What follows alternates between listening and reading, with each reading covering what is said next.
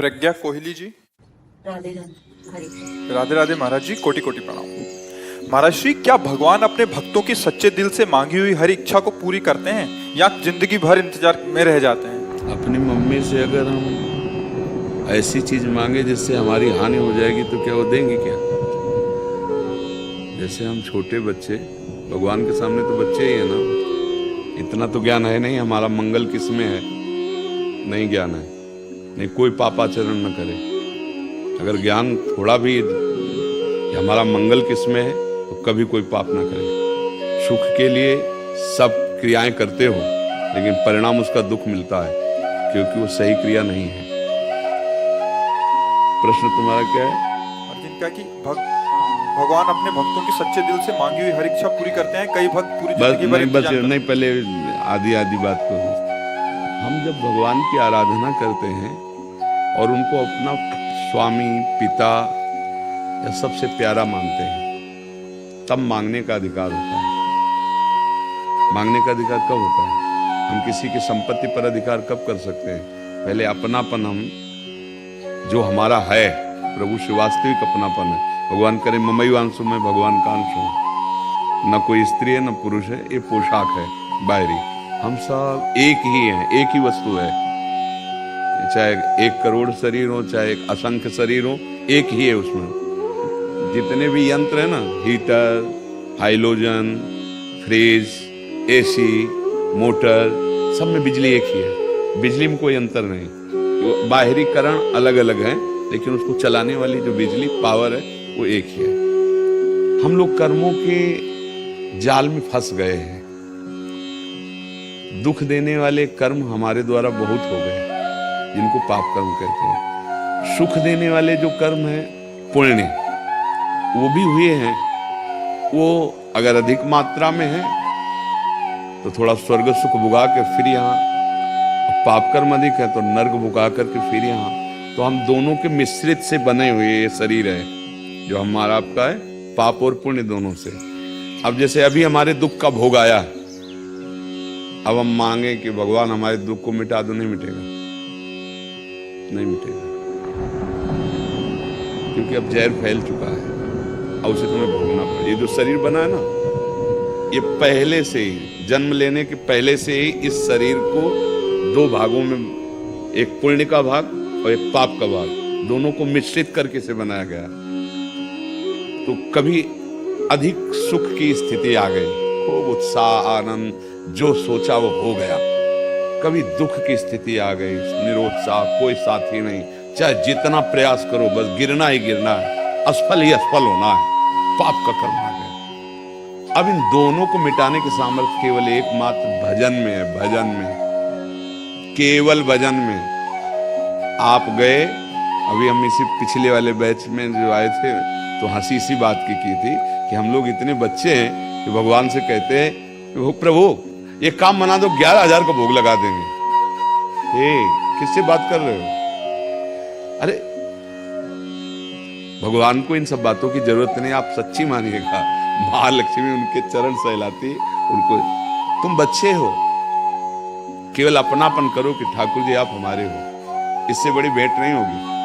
जानते हो ठाकुर जी को रिझाने के लिए, अपनी आनंदमयी वृत्ति पाने के लिए क्या भेंट करना पड़ता है? मन। आप मन दे दो, फिर हमें प्रश्न करना आके, फिर हमें प्रश्न करना आके कि वो कामना पूरी करते हैं, जिंदगी भर इंतजार करना पड़ता है। दोनों का उत्तर उसी में मिल जाएगा। जिस दिन मन मना भव, भगवान कह रहे ना, मन मना भव, भगवान कह रहे हैं मय्येव मन आधत्स्व मयि बुद्धिम निवेशय।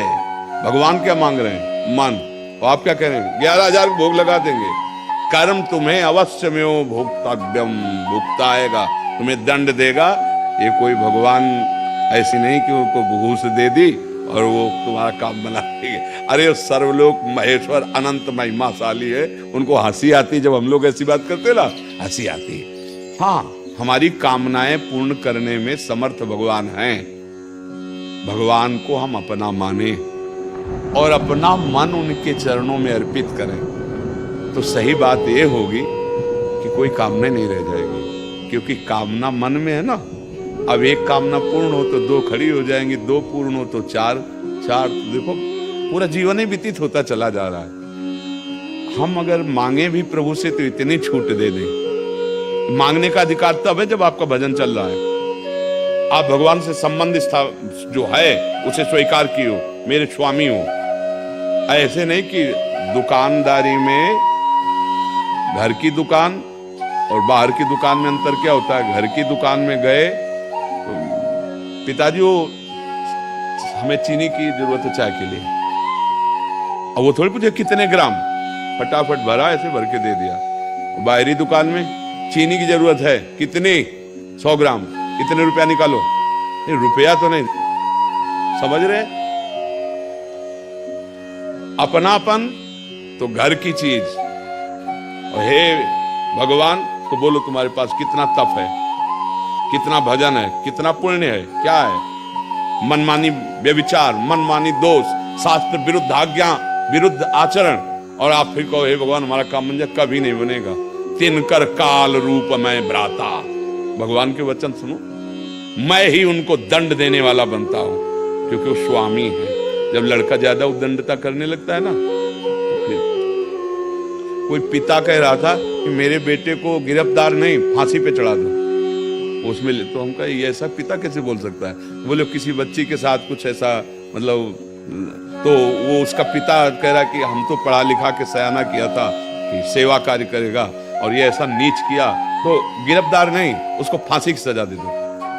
कौन बोल रहा है? पिता जिसने पढ़ा लिखा पालन किया था। अब आप बताओ, असली पिता है ना उसका, वही कह रहा कि गिरफ्तार केवल नहीं, किसी छोटी बच्ची 12-13 साल वाले ऐसे किए तो बोले गिरफ्तार नहीं, उसको फांसी पे चढ़ाओ। कि परम पिता, जब तुम आज्ञा पे आज्ञा उल्लंघन करते, धर्माचरण करते चले जा रहे हो, तुम्हारी मांग पूर्ण होगी। अब वो आके अपने पिता के पैर पकड़े, पिताजी बचा लो, जानते हो क्या करेगा? धक्का मारेगा कि इसको ले जाओ, ले जाओ। नीच को समझाते रहे, लेकिन ऐसा नीच आचरण किया तो हम लोग तो कितने जन्मों से करते चले आ रहे। और अब प्रभु से हम मनमानी मांगे, ये दे, ये मांगने का अधिकार जब है, पहले योग्यता धारण करो, प्रभु की आज्ञा पर चलो, प्रभु को मन दो। फिर सही बात है कि हमारे मालिक ऐसे हैं, मांगना ही नहीं पड़ेगा, निहाल कर देंगे।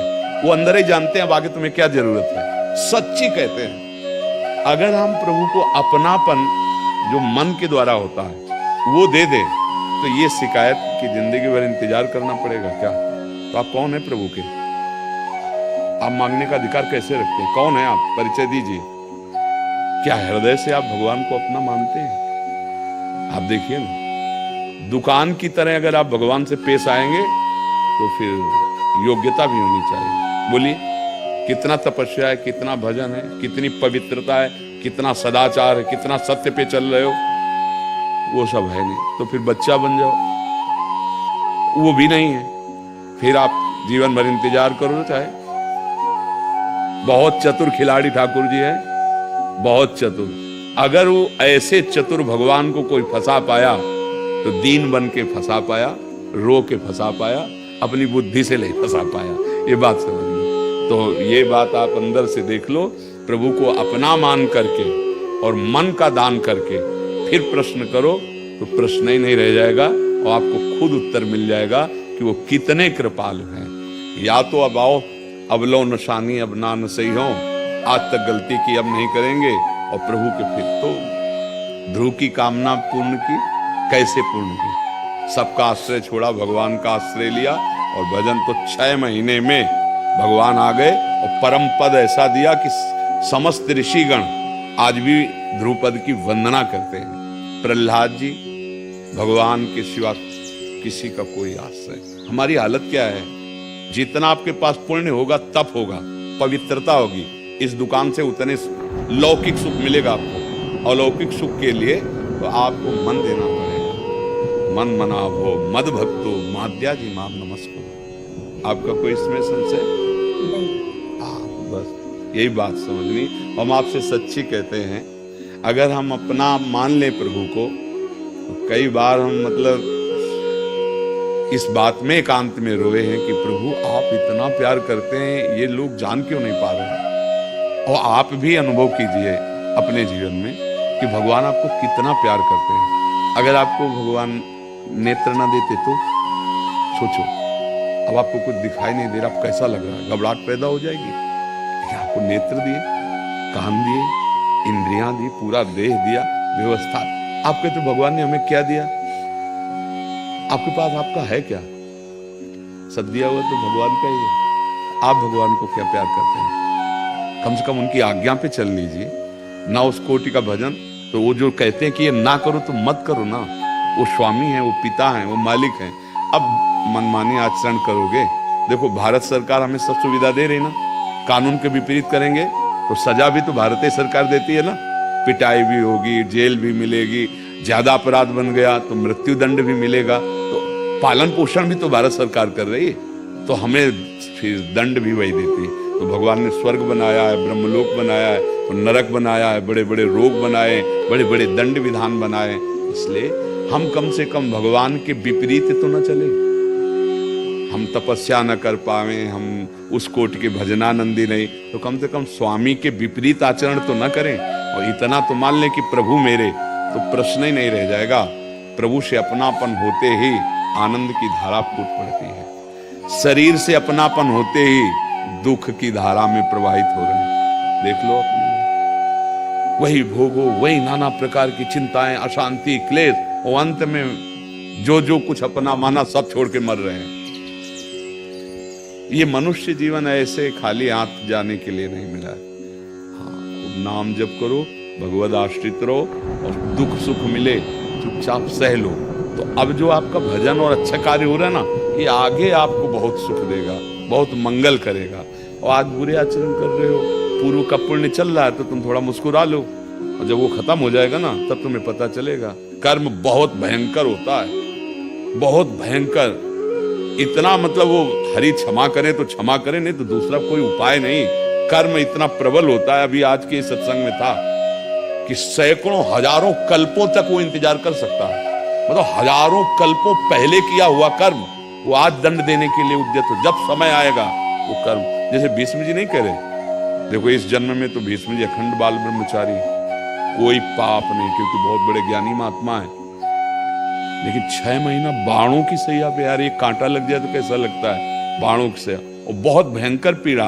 उसमें महाभारत में लिखा है, जब भगवान उपदेश दिलाने के लिए युधिष्ठिर को ले जाते हैं, तब कहते हैं केशव आपको पता है, जैसे रोमकूप ऐसे बाण धसे हुए हैं एक एक रोमकूप में, भयंकर पीड़ा हो रहा है। आप हमसे कहते हो ज्ञानोपदेश करो, भगवान स्पर्श किए, तत्काल सब पीड़ा खत्म हो गई।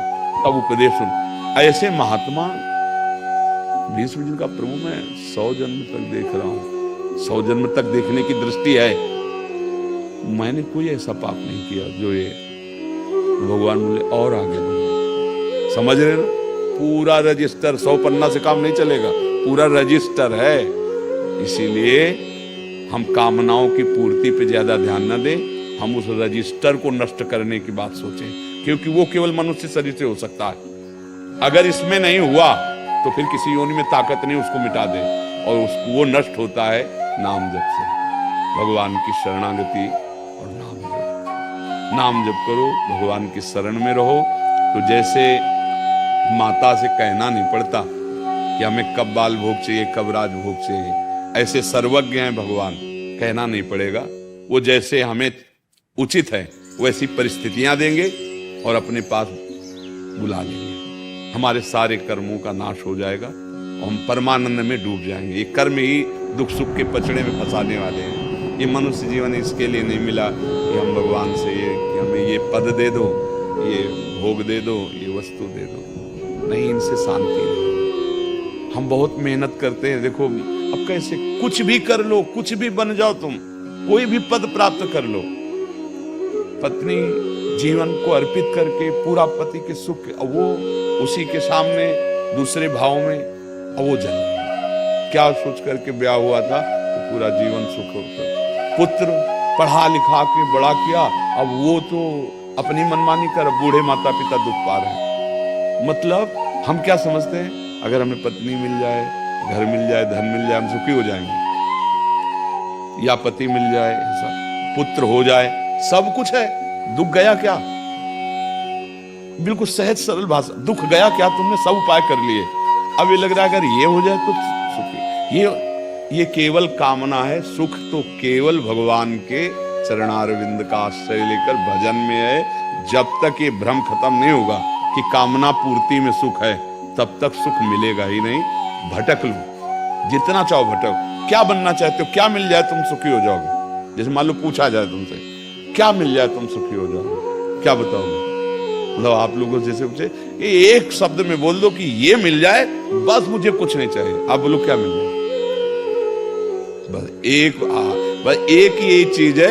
अगर जैसे कामना की सखी ने कहा कि मैं जीवन भर इंतजार करना पड़ता है क्या, तो हम जैसे पूछे, मान लो मौज है, क्या चाहिए तुम्हें जिसमें तुम्हें दोबारा कुछ ना मांगना पड़े और एकदम तृप्त हो जाओ?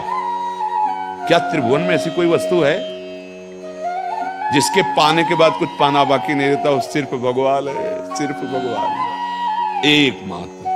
नहीं, कुछ भी तुम्हें संतुष्ट नहीं कर सकता। तुम अविनाशी के बच्चे हो, तुम परम सुख सिंधु के अंश हो, तुम किसी में राजी नहीं हो सकते। भटक लो चाहे जितने में, तुम्हें राजीपना तभी आएगा जब भगवान के चरणों में या शुद्ध ज्ञान हो जाए और माया मल का नाश हो जाए, आप मुक्त हो जाओ, तभी परमानंद का। इसलिए नाम जप करो, भगवान की शरण में रहो, दुख सुख को सहना सीखो। कामनाएं ना पूर्ण हो तो अपनी आस्तिकता को मत खो दो। पीछे बहुत हमारा हिसाब किताब जमा हुआ है, उसको भोगने है, चुपचाप भोगो। आगे के लिए तैयारी करो। बुद्धिमान वो है कि जो हो गया सो हो गया, अब आगे हम संभाल लें। पर हम लोग इतने मलिन हृदय वाले हैं कि वर्तमान को भूत भविष्य की चिंता में नष्ट कर रहे हैं। चिंता से कुछ सुधरेगा? चिंतन करो, राधा राधा राधा, और प्रयासरत रहो तो दुखों पर विजय प्राप्त कर लोगे। अब हमारी समझ में तो अध्यात्म का बिना आश्रय लिए कोई त्रिभुवन में सुखी नहीं हो सकता। चाहे जितना सांसारिक वैभव पद प्रतिष्ठा मिल जाए, बिना अध्यात्म का आश्रय लिए सुखी नहीं हो सकता।